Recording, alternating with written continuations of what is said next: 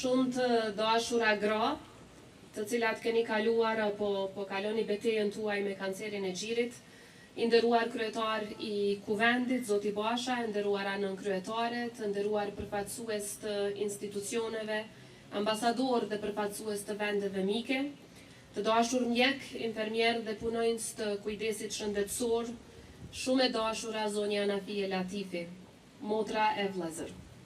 Tetori është muaji kur forca e grave vishet me ngjyrën e shpresës, me ngjyrën roz.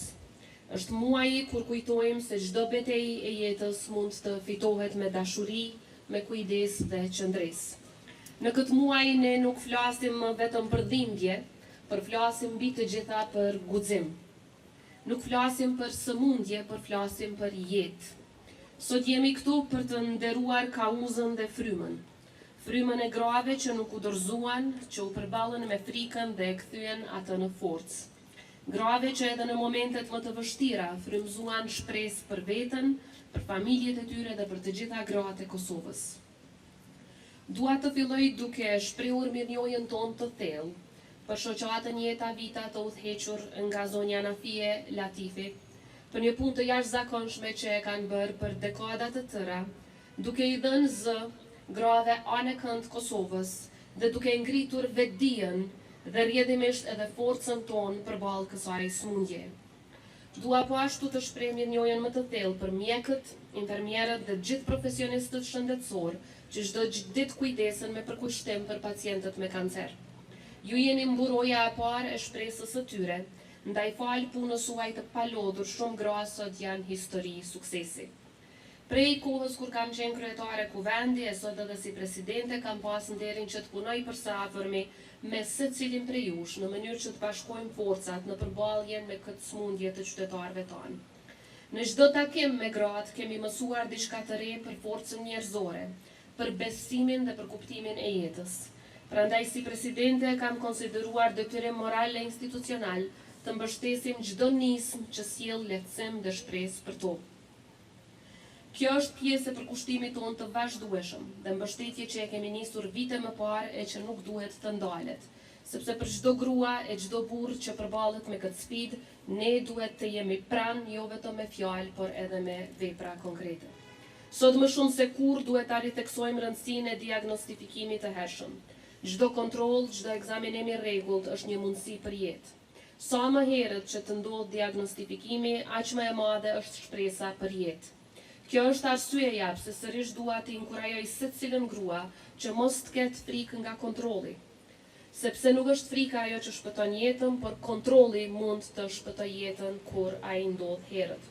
E di që kjo rrugë nuk është e lehtë. Kjo sëmundje kërkon guxim, kërkon përballje, kërkon përkrahje nga të gjithë që i kemi përreth dhe kërkon shumë dashuri.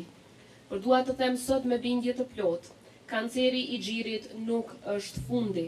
Ai mund të jetë vetëm fillimi i një kapitulli shumë sfidues, por një kapitull që ju bën më të fortë dhe më të vetëdijshëm për jetën.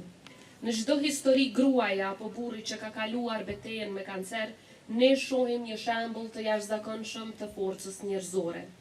Ato janë heroinat dhe heroinët e heshtur të shoqërisë sonë.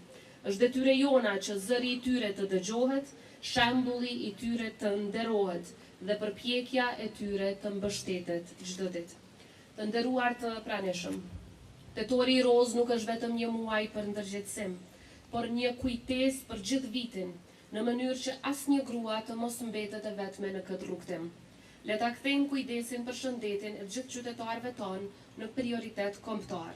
Le ta kthejmë dashurinë dhe solidaritetin në fuqi që shpëton jetë. Në fund dua t'ju them me zemër të gjitha grave që po luftojnë, ju nuk jeni vetëm. Ju keni një vend të veçantë në zemrën e këtij vendi.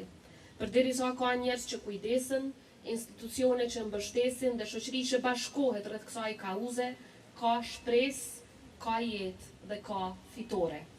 Prandaj në këtë tetor roz, le të jemi një zë, një zemër dhe një premtim, se do të vazhdojmë të kujdesemi për veten, të diagnostifikojmë herët, të mbështesim çdo grua e çdo burr që përballet me këto sëmundje dhe të mos ndalemi kurrë derisa secila betejë me kancerin të kthehet në histori suksesi.